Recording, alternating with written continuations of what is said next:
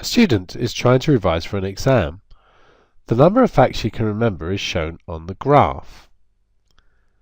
So the x-axis here is the time in days that she's been studying, and the y-axis is the number of facts.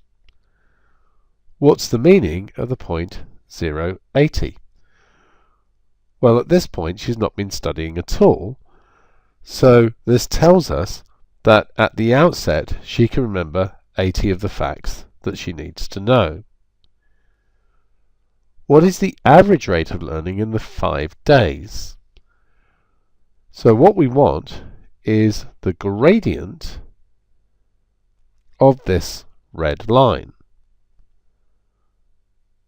So let's just form a right-angled triangle here. Now we can see that this is 5 across, and then 158 take away 80 tells us 78 additional facts were remembered. So we're going to have 78 divided by 5.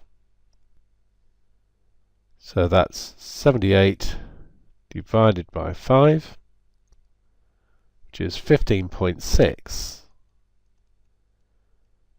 And that's facts per day. What is the average rate of learning in the first 3 days?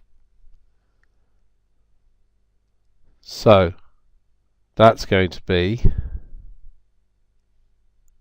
the gradient of this line here.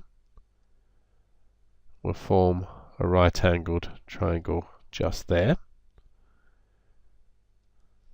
So we know that's 3, and 148 take away 80 is 68. So that's 68 divided by 3. So 68 divided by 3 is 22 and 2/3 facts per day.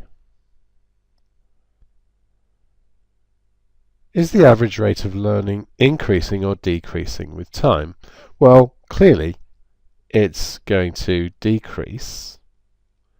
We can see that in various ways. Firstly, the shape of the curve, and then comparing these two, the 15.6 over 5 days is a lower average than the 22 and 2/3 in the first 3 days.